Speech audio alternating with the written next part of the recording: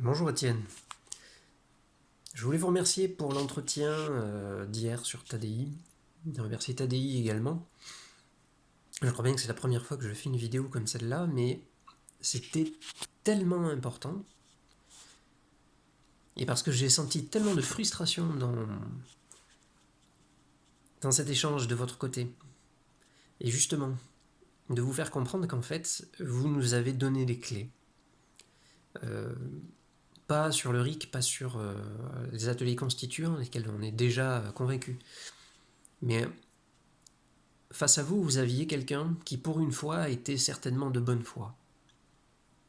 Et ça a changé beaucoup de choses, notamment sur les résultats que ça a pu donner. Le résultat, en fait, est l'analyse qu'on peut faire de cet échange, et pas qu'il a été stérile ou qu'il a été frustrant. Parce que c'est un petit peu l'impression que vous donnez à la fin. Mais l'important, c'était pas ça. Vous n'alliez pas écrire la Constitution là pendant 1 heure. En face de vous, vous aviez quelqu'un qui a 30 ans d'expérience dans de la politique, dans du juridique, dans du législatif.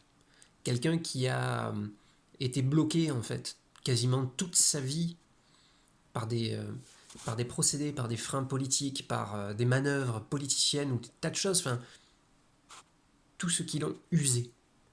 Ces gens-là sont usés. C'est pas qu'ils ont envie de mal faire. Ces gens-là, en fait, ils n'ont fait pendant 30 ans que ce qu'on leur a demandé. Alors si je vous remercie, et que je dis depuis le départ que l'entretien était certainement un des plus importants que l'on ait vu ces derniers temps, et c'est justement parce que la clé, elle est là. Là, Bertrand Mathieu, il n'était pas en train de vous dire qu'il n'était pas d'accord. Il était en train de vous faire comprendre que ces gens-là ne peuvent pas être écartés, mais qu'ils n'ont plus l'énergie de le faire. Tout simplement parce que l'ampleur de la tâche, eux, ils ne la voient pas comme nous, pas comme une finalité. Nous, on a la passion. On a la passion et on a l'envie de le faire. Eux, ce sont des techniciens, des gens expérimentés, qui voient juste l'amoncellement de tâches à réaliser pour arriver à l'objectif. Ces gens-là, en fait, sont presque découragés. Alors si c'est aussi important, c'est parce que le message, il doit être justement là-dedans. De dire que on en jugera. Il y en a certains qu'on virera, parce qu'il n'y a pas le choix. Il y a justice qui doit être faite, des choses qui ont été horriblement faites, et qu'il faudra défaire.